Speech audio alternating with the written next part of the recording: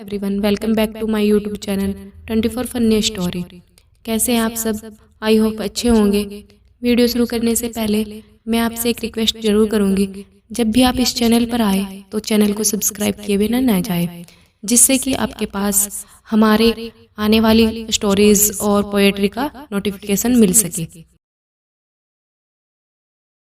सीढ़ियों से उतरने के बाद राहुल डाकू के अड्डे के भीतर पहुंचा तो ऐसा लगा जैसे किसी दूसरी दुनिया में आ गया है। प्राचीन किले के खंडर अपनी भव्यता की कहानी कह रहे थे। राहुल को विश्वास ही नहीं हो रहा था कि मिट्टी के टीले के भीतर कोई किला भी छुपा हो सकता है। उसे लग रहा जैसे वह कोई सपना देख रहा है। उसने अपने हाथ पर एक चिकोटी काटी। दर्द का एहसास होने पर उसे विश्वास हुआ कि जो कुछ भी वह देख रहा है वह सत्य है।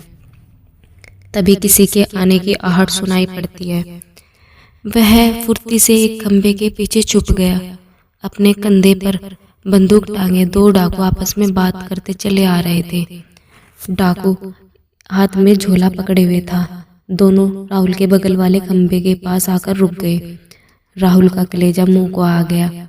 उसे लगा शायद डाकू को उसकी उपस्थिति का पता लग गया। वह वहां से भागने की सोच ही रहा था कि एक डाकू की आवाज सुनाई पड़ी, इसे ले लो। वह दम साध कर वहीं खड़ा हो रहा।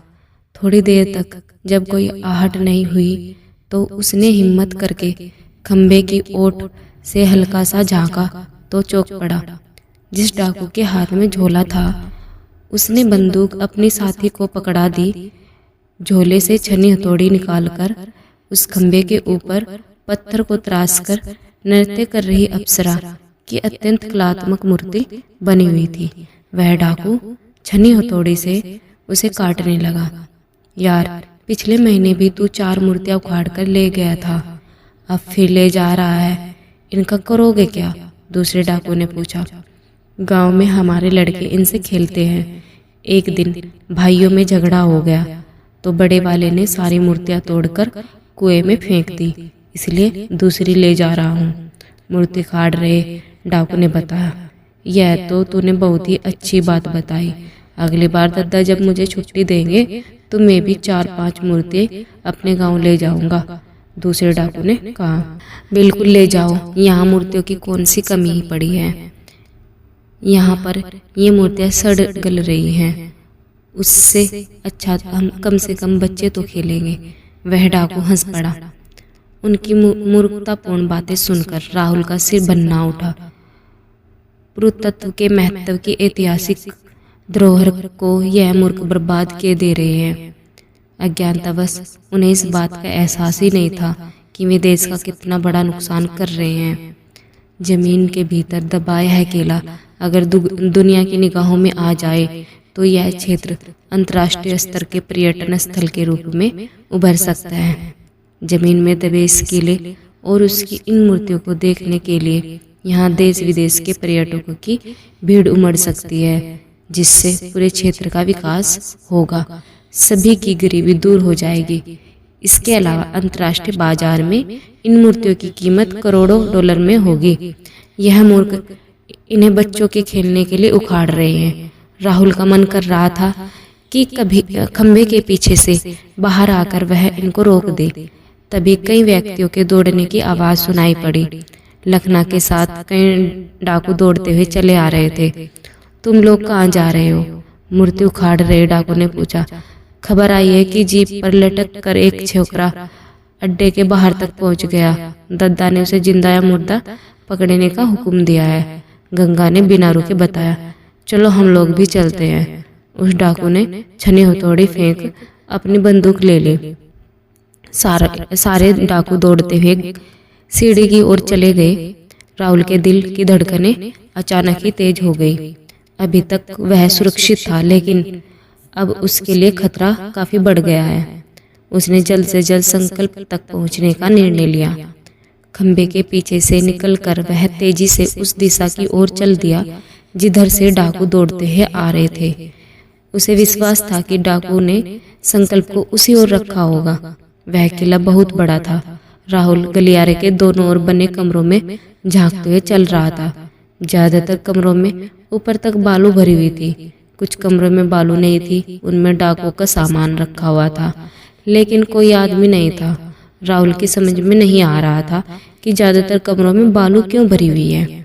थोड़ी दूरी पर विशाल दलान बना हुआ था। उसके पास पहुंचकर राहुल ठिठक गया। वहां पत्थर के बने एक चबूतरे पर संकल्प बैठा हुआ था। उसके सामने चारपाई पर एक अधेड़ डाकू बैठा हुआ था। उसके चेहरे पर बड़ी बड़ी मूछें थी और वह काफी बेचैन नजर आ रहा था। उसके समीप 4 अन्य डाकू अपनी बंदूक लिए खड़े थे। राहुल समझ गया कि चारपाई पर बैठा व्यक्ति डाकू सरदार दद्दा है। संकल्प उसकी आंखों के सामने था, लेकिन वह तय नहीं कर पा रहा था कि उस तक कैसे पहुंचे। उधर साधु वेशधारी सूरज को जल्दी ही होश आ गया। उसे छोकरे के यहाँ तक आने के पीछे वैसे ही कोई गहरा रहस्य है। कहीं वह पुलिस का भेदिया तो नहीं। उसने सिर पीछे घुमाकर संदूक की तरफ देखा, लेकिन वह अपनी जगह पर यथावत रखा था। लेकिन इससे उसके मन को शांति नहीं मिली। घिसटते हुए वह संदूक के पास पहुंचा। उसमें लगी एक कील हल्की सी उभरी हुई थी। उसने अपने मुंह में ठूसे अंगोछे को कील के ऊपर रखा। उसके बाद मुंह को थोड़ा इधर उधर हिलाया और फिर झटके से अपने सिर को पीछे खींच लिया, लेकिन वह अंगोछा मुंह से बाहर नहीं निकला। सूरज बार बार यही क्रिया दोहराने लगा। 5वें प्रयास में अंगोछे का एक हिस्सा कील में फंस गया। इस बार सूरज के सिर पीछे खींचने पर अंगोछा उसके मुंह से निकलने लगा। उसने लंबी सांसें लेकर पहले अपने दिल की धड़कनों को नियंत्रित करने का प्रयास किया, फिर अपने दांतों से हाथों में बंधी धोती को काटने लगा। थोड़ी देर में उसके हाथ आजाद हो गए। जल्दी से पैरों को खोलकर वह उठ खड़ा हुआ। झोपड़ी में इधर उधर दृष्टि दोहराने के बाद उसने संदूक को खोला। उसमें रखे सारे रुपए गायब थे। उसने झोपड़ी में दोबारा दृष्टि दौड़ाई तो पता चला कि पीतल के सारे बर्तन भी गायब थे।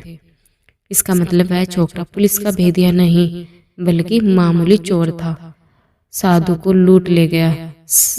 सूरज ने राहत की सांस ली और संदूक से गांजे का पैकेट निकालकर चिलम भरने लगा।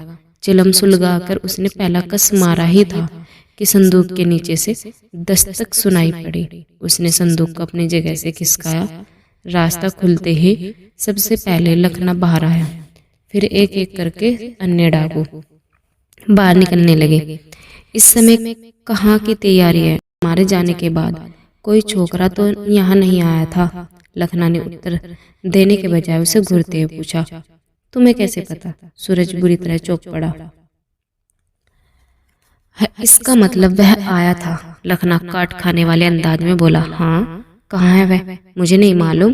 क्या मतलब? वह कोई चोर था। उसने बताया था कि सड़क पर उसकी मोटरसाइकिल खराब हो गई है और किसी मिस्त्री को तलाशते तलाशते रास्ता भटककर यहाँ तक आ गया है। उसने मुझसे पानी मांगा। जब मैं पानी देने लगा तो उसने चिमटा मारकर मुझे बेहोश कर दिया और फिर मेरे सारे रुपए और बर्तन चुराकर यहाँ से भाग गया। सूरज ने बताया। तड़ाक! लखना ने सूरज के गाल पर झन्नाटेदार तमाचा झड़ दिया। बेवकूफ, वह चोर नहीं था, बल्कि संकल्प का साथी था जो जीप पर लटक कर यहाँ तक आया। लगता है कि वह तुझे धोखा देकर अड्डे के भीतर पहुंच गया है। वह अड्डे के भीतर नहीं गया है, क्योंकि जब मुझे होश आया तब संदूक अपनी जगह रखा हुआ था। सूरज ने अपना गाल सहलाते हुए धीमे स्वर में कहा। सूरज, आज क्या हो गया है? इतना भी नहीं समझा कि वह छोकरा बहुत चालू है? भीतर घुसने के बाद उसने संदूक को दोबारा अपनी जगह खिसका दिया होगा, गंगा ने समझाया। यह सुन सूरज के चेहरे पर पश्चाताप के चिन्ह उभर आए। वह हाथ जोड़कर माफी मांगने लगा। उसकी बातों को नजरअंदाज करते हुए लखना ने कहा, तुम्हें धोखा देने के लिए वह रुपए तो अपने पास रख सकता है, लेकिन बर्तनों को अपने साथ नहीं ले जा सकता। इतना कहकर वह झोपड़ी के चप्पे चप्पे को खंगालने लगा। फिर कुछ सोचकर झोपड़ी के बाहर की ओर लपका। दूर दूर तक कोई नहीं था। इधर उधर दृष्टि दौड़ाने के बाद वह झोपड़ी के पीछे आ गया। अचानक उसकी दृष्टि एक जगह से टिक गई। उसने एक डाकू को बुलाया और कहा कि मिट्टी खोदो। थोड़ी देर में वहां गड़े पीतल के बर्तन बरामद हो गए। इन बर्तनों को यहाँ किसने गाड़ा हो सकता है? उस डाकू ने आश्चर्यपूर्वक पूछा। उसी छोकरे ने सोचा होगा कि उससे चोर समझकर सूरज निश्चित हो जाएगा और उसके यहाँ तक पहुंचने के बारे में किले के अंदर खबर नहीं करेगा। यही हुआ। वह छोकरा इस समय किले के भीतर पहुंच चुका है, लखना ने बताया। तो फिर जल्दी चलो, वरना अगर दद्दा ने कहीं उसे पहले देख लिया तो फिर सबकी खैर नहीं। गंगा घबरा रहा था। अगले ही पल सारे डाकू फिर से उसी सीढ़ी से नीचे उतरने लगे।